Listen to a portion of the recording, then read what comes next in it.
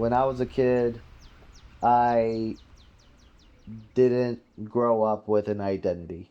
I was named after my father, and I was named after a nickname from my grandpa, and that was it. But growing up, it was hard to find my identity because I was always wearing a uniform too. My family was really religious in the sense of like Christianity and maybe some Catholicism. When I started my freshman year at Rickover Naval Academy, I was 15, or no, I was 14, and then was there till 18. And it was like military uniform at this point. So I'm representing um, the Navy, but for them and not for me.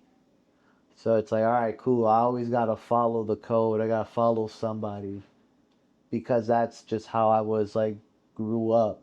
Once I was out of that period of my life and in my early 20s, that's when I was like finding myself more with life. And as I continue finding my life and just going through life and a lot of like, ups and downs and being diagnosed with like anxiety and depression, these were real things I weren't accepting because I wasn't allowing it.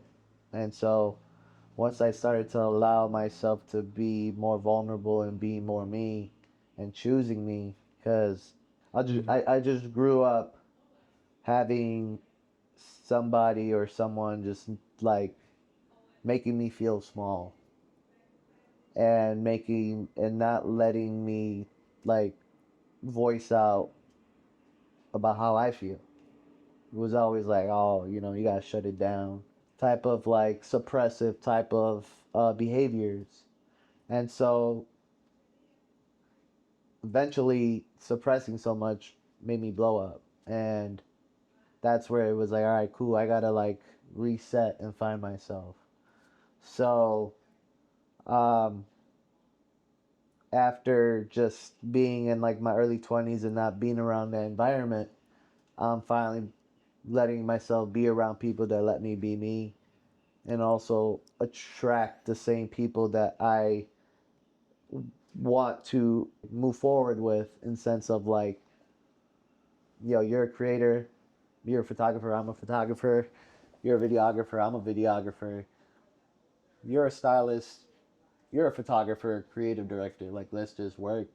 Let's just build that creative energy. Having that ability now has opened so many doors for myself in a sense of going to like finally for a journey of like, hey, I am a stylist, I believe I'm a stylist, like, let's work, or let me just put you on and show you what I could do.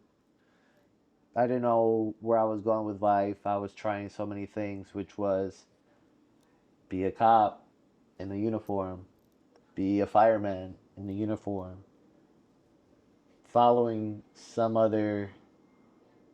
following someone else to do something good instead of just choosing myself to do something good for others.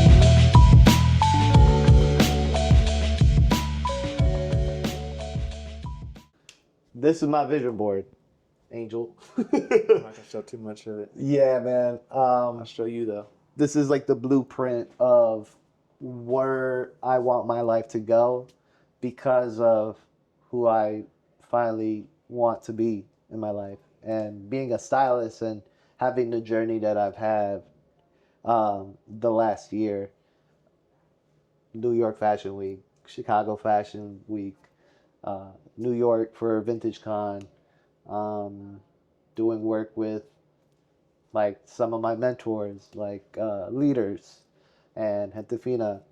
So I've been very blessed in the sense that all those doors have led me to be more reassured of what it's like to just put what you want in life to be and just do the work. The universe or some higher power will give you those doors, and you got to figure out if you're going to do it or not, and if you're willing to go the extra mile to go do it with passion and love for it. That it's somehow you have to be selfish sometimes, and people hate someone being selfish, but it's like, nah, I'm doing it for me because I finally am putting my step forward instead of like trying to help other people all the time. How can I help my life first, and then I can help people? So when it comes to like this vision board and the blueprint, there's specific things that I put around my environment that help me elevate my motivation to make this happen. As you can see, I have the Virgin Mary and another person in the Bible that I don't know. I'm not gonna lie about that, bro. But yeah, so religion is very important in me and my girlfriend's life, and so as I continue to endure this journey, I'm always gonna have faith by my side, and also with my partner. This guy right here, you're like, damn, what is that, dude? Yeah, what is this? It's a Jordan jersey signed by Michael Jordan himself. What? My father gave it to me when I was 21. It was a big deal for both of us. So Nice.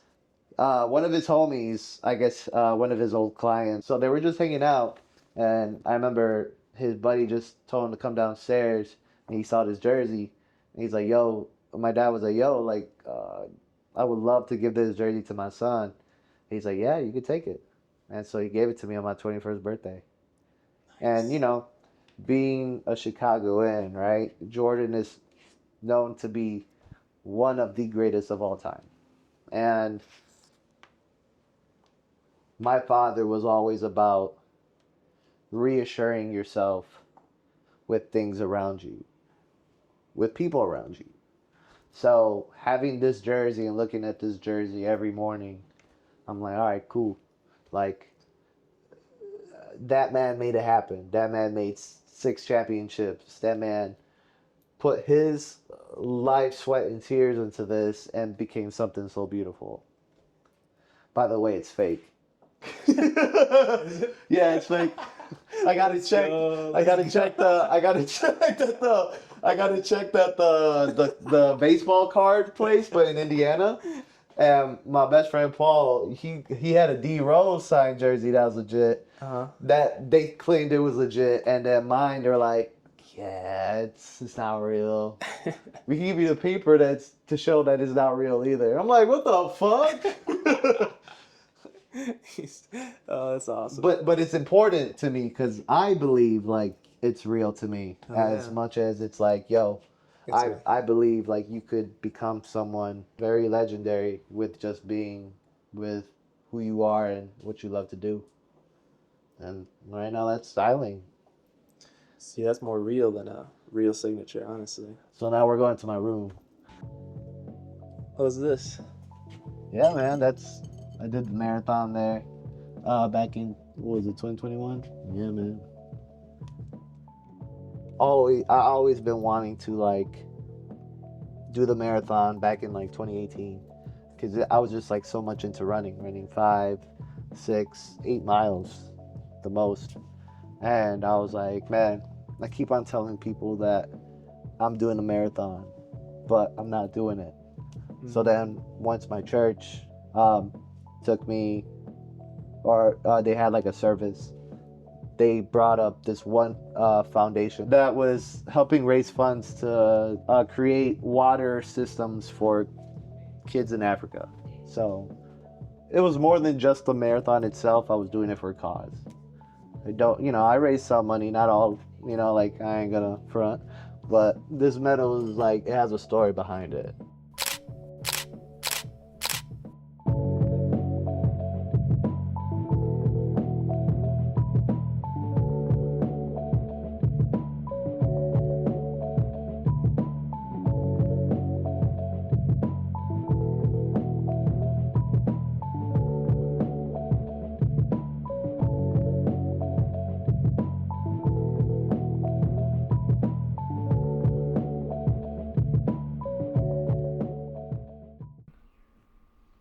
This one is I found it at a village discount in a little village.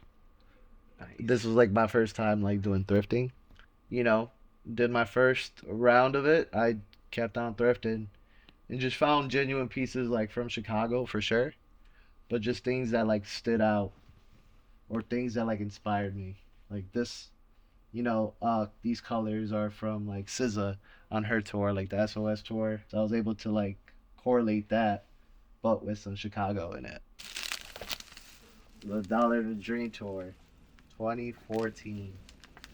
This is when J. Cole. I'm a big J. Cole fan, and so he had a he had a show for $1, and so me and my friends we went to the show and camped out because he tweeted like a secret location. Everybody went and had to wait in line to get the ticket for the $1. We waited like 4 hours and then like another 4 hours to wait for the show at night. This was like the limited edition jersey that they had for the show. It's a core memory of mine because it was like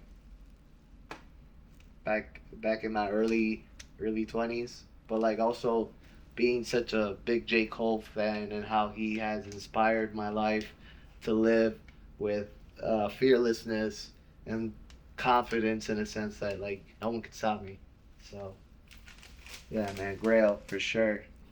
Got that Bad Bunny. Ya tú sabes, papi. Probably won't put that in there either, but yes. Bad Bunny tour 2022. Post COVID, so this was an important time where after he did Yo Hago Que Me Da La Gana, he made another fire album, which was El Último Tour del Mundo, which is another artist that inspires me in the sense of like being yourself, but also creating dope stuff. And I got to see him on his birthday. He came to Chicago for his birthday, so. Like I said, genuine pieces, but like they have stories. A very important one I want to put out, which was also what I put in the Chicago fashion show, was these dyed denim jeans, custom by no other than my boy, my brother, Landon, aka Nolia Jeans. Look at the details on this, bro. You know what I'm saying? Like, it's so beautiful to see how someone can make art with a piece of clothing. This is a statement piece right here. And then this is my homie that is from Chicago, originally Mississippi, but I feel like Chicago is a melting pot regardless if you're from here or you're not from here. My homie's Jay. Angel, you're from Joliet, right? Mm-hmm. But my boy Jay, he's from Houston. The brother. In this creative journey, he's been here for 5 years now, and I do consider him Chicago. So and he knows that too, because he's represented it the right way, he supported the right way.